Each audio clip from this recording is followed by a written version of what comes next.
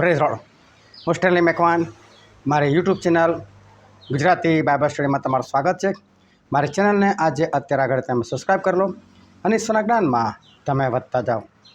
પરમેશ્વર કે જે અતિ મહાન છે, પરમેશ્વર જે સર્વશક્તિમાન છે, એ પરમેશ્વર કે જેનાથી બીમારીઓ ગભરાય છે, એ પરમેશ્વર કે જેનાથી શૈતાન ગભરાય છે, દુષ્ટાત્માઓ ગભરાય છે, એની આખી સેના પ્રભુ શુને કંઈ જ કરી શકતી નથી। એવા મહાન ઈશ્વર છે। એ જ્યારે પોતાના રાજાસન પર બેસે છે ત્યારે જે 24 વડીલો એમની સામે એમના પોતાના રાજાસન પર છે, જે પવિત્ર છે, જે લોકોના માથે સ્વર્ગીય મુગટ છે, એ લોકો બધા પોતાના મુગટો ફેંકી દે છે અને પ્રભુ શું સાષ્ટાંગ દંડવત પ્રણામ કરે છે। તો વિચાર કરો એ પ્રભુનો મહિમા કેટલો બધો છે, એમનું સ્વર્ગ કેટલું બધું જોરદાર છે। અને સ્વર્ગદૂતો જ્યારે એમની સામે આવે છે ત્યારે પોતાને યોગ્ય ગણતા નથી, એવા આપણા ઈશ્વર મહાન છે। દાનિયેલ પ્રબોધક ઈશ્વરને જુએ છે તો ગભરાઈ જાય છે, એ અધમુઆ થઈ જાય છે। યોહાન પ્રભુ ઈસુ ખ્રિસ્તનો ખાસ શિષ્ય જ્યારે પ્રભુ ઈસુને એ મહિમાવાન શરીરમાં જુએ છે ત્યારે એ પણ અધમુઆ થઈને પડી જાય છે। તમે જુઓ હજકીએલ, એમના પોતાનામાં કંઈ શક્તિ રહેતી નથી, એ પણ પડી જાય છે। યશાયા પ્રબોધક કહે છે હું તો અશુદ્ધ હોઠોનો માણસ છું, જ્યારે પ્રભુને જુએ છે। આવા પ્રભુની આપણે આરાધના કરીએ છીએ, આવા પ્રભુની આપણે પ્રાર્થના કરીએ છીએ। હું કહું છું આવા પ્રભુની આરાધના કેવી રીતે કરવી જોઈએ, આવા પ્રભુની પ્રાર્થના કેવી રીતે કરવી જોઈએ, આવા પ્રભુની હાજરીમાં તમારે કઈ રીતે બેસવું જોઈએ? શું તમને એનું ભાન છે કે ઈશ્વરની હાજરીમાં કઈ રીતે બેસવું જોઈએ, એમને માન કઈ રીતે આપવું જોઈએ? આ સગળું જાણવા માટે આ વિડીયોને તમે આખો જુઓ।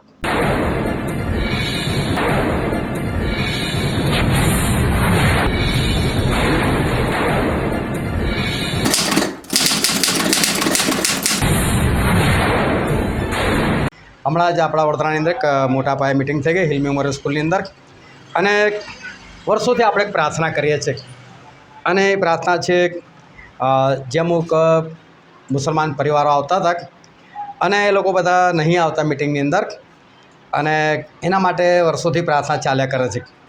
બની શકે કે કદાચ કોઈને એવું પણ લાગ્યું હોય કે આ શું એકની પ્રાર્થના વર્ષોથી ચાલ્યા કરે, કંઈ થતું તો છે નહીં, અને પ્રાર્થના કરી કે લોકો ફરી પાછા આવે। હજુ પણ નથી આવ્યા, પરંતુ એ સમયે એ લોકો બધા મળ્યા છે કે મને તો એમનો એક જ ભાઈ મળ્યો, કેમ કે હું તો શાંતિથી ગયેલો, એટલે મને એક જ ભાઈ મળ્યા, પરંતુ એમનો જે મેન હતા જે ભાઈ એ મને મળ્યા અને મને જોઈને ગળા પર મને ગળે વળગી ગયા અને ખાસો વખત સુધી મને છોડ્યો પણ નહીં અને બહુ સરસ રીતે વાત કરી। હવે એવી કોઈ વાત નથી થઈ કે ભાઈ અમે પાછા આવવાના છે કે આમ તમે એવી કશી વાત નથી કરી, પરંતુ આટલા વર્ષોમાં નથી મળી શક્યા એમ, અને અત્યારે મળી શક્યા એટલે બની શકે ઈશ્વરની કંઈક ને કંઈક યોજના હશે, આપણી પ્રાર્થનાઓ જે છે એ પ્રાર્થનાઓ સંભળાય। પરંતુ એમનું જુદા પડવાનું એક કારણ એ હતું કે એમણે એવા એક સેવકનો મેસેજ સાંભળ્યો કે જેવું શીખવાડે છે કે કૃપા એટલે કે ઈશ્વરની કૃપા છે તો આપણે જીવીએ છીએ એમ, અને એ ઇંગ્લિશમાં એવું બોલે ડેડી ગોડ, એટલે કે આપણા ઈશ્વર એ આપણા બાપ છે એમ। એટલે બાપ કદી પોતાના છોકરાને નાની મોટી શિક્ષા કરે પણ કંઈ એને નરકમાં નાખવાની શિક્ષા ના કરે, એટલે એમનું શિક્ષણ એવું છે, એમનું શિક્ષણ એવું છે કે આપણા ઈશ્વરે આપણા બાપ છે અને આપણા બાપ આપણે કંઈ શિક્ષા નથી કરવાના, આપણા બાપે આપણા માટે આજ્ઞાઓ પાડી દીધી છે, હવે આપણે આજ્ઞા પાડવાની જરૂર નથી, હવે આપણે ગમે તેમ જીવીશું કોઈ વાતો નથી, પરંતુ આપણે સ્વર્ગમાં જ જવાના, એ પ્રકારનું એમનું શિક્ષણ છે। એટલે આ શિક્ષણ બહુ સારું લાગ્યું, આપણે ત્યાં થોડું ભારે લાગે કે આ આજ્ઞા પાડવાની, પેલી આજ્ઞા પાડવાની, બધી આજ્ઞાઓ પાડવાની, એટલે એક કારણ આ પણ હતું કે આ શિક્ષણ ભારે લાગતું હતું। પરંતુ આપણા ઈશ્વર જે છે, આપણા ઈશ્વર એ બહુ અદ્ભુત ઈશ્વર છે, કેમ કે આપણા ઈશ્વર એ પહાડોને એ ત્રાજવામાં તોલી શકે છે, આપણા ઈશ્વર એ ખોબાની અંદર આખો સમુદ્ર સમાઈ લે છે। તો વિચાર કરો કે ઈશ્વર કેટલા બધા મોટા હશે।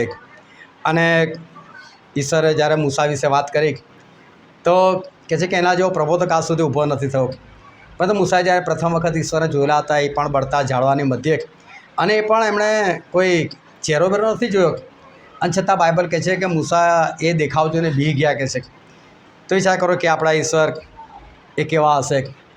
જે પ્રકટીકરણની અંદર 4 પ્રાણીઓ દેખાયા છે, એ 4 પ્રાણીઓ એ સતત બોલે છે કે પવિત્ર પવિત્ર પવિત્ર, અને એમ કહેતા એ લોકો થાકતા નથી, વિસામો લેતા નથી એમ। તો એ ઈશ્વર કેવા હશે? જ્યારે 24 વડીલો જે લોકોની પાસે પોતાની પાસે સિંહાસન છે, એમની પોતાની પાસે રાજ્યાસન છે, એમની પોતાની પાસે સ્વર્ગીય મુગટ છે, પરંતુ પ્રભુ જ્યારે એમની સમક્ષતામાં જાય છે ત્યારે લોકો બધા પોતાનો મુગટ ફેંકીને ઈશ્વરને દંડવત કરે છે. તો વિચાર કરો ઈશ્વર કેટલા બધા મહાન હશે.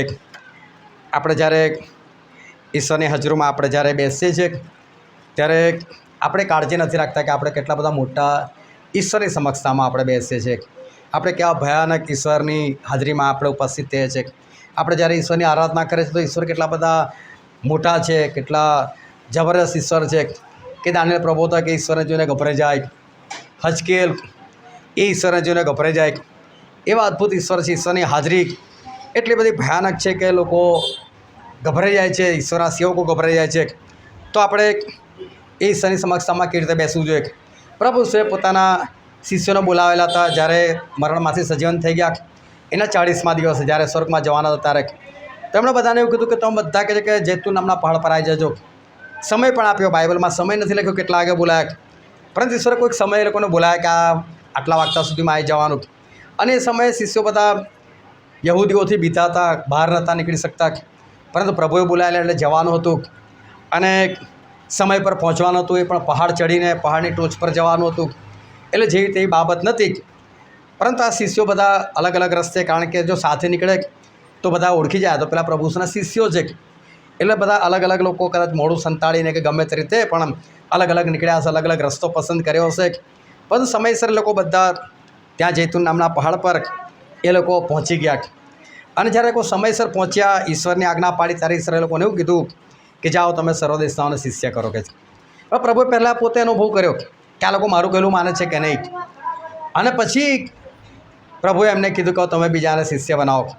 એટલે જો આપણે ઈશ્વરની હાજરીમાં યોગ્ય રીતે ના બેસી શકીએ, આપણો ટાઈમ 11 વાગ્યાનો છે, બરાબર, આપણે 11 વાગે ના આવી શકતા હોય, 11 વાગે બેસી ના શકતા હોય, તો એનો મતલબ કે પ્રભુની જે ઓળખ આપણી પાસે હોય ને એ નથી. એટલે પ્રભુને ઓળખો કે આપણા પ્રભુ મહાન છે અને આપણા પ્રભુમાં હંમેશા પ્રભુ આપણી પહેલાં આવે ને આપણે એમના પછી જઈએ તો આપણે એમનાથી મોટા નથી. એટલે સમય હંમેશા દરેકે સાચવવાનો કે સમયસર જ આપણે જ આવવાનું. એનું કારણ એક જ છે કે આપણા ઈશ્વર આપણને એવા અદ્ભુત આપણને મળેલા છે. બાકી જ્યારે સાઉલ રાજા જે અભિષિક્ત હતા, પવિત્ર આત્માથી ભરપૂર થયેલા હતા, પરંતુ જ્યારે એમણે ઈશ્વરનું વચન ના માન્યું ત્યારે ઈશ્વરે એમને ચોખ્ખું કીધું કે સાઉલ તે કે મારું વચન નકાર્યું છે અને હું પણ તને રાજા તરીકે નકારું છું. એક રાજાને પણ નકારી નાખ્યો તો પછી આપણા જેવાને પ્રભુને નકારતા વાર કેટલી થાય? એના માટે ઈશ્વરની સમક્ષતામાં હંમેશા આપણે યોગ્ય રીતે ચાલવાનું અને યોગ્ય રીતે જ આપણે ચાલતા શીખવાનું. કારણ કે આપણે જે ઈશ્વર માને છે એ ઈશ્વર આપણા જેવા તેવા નથી. આપણા ઈશ્વર એ મહાન છે. હાલેલુયા.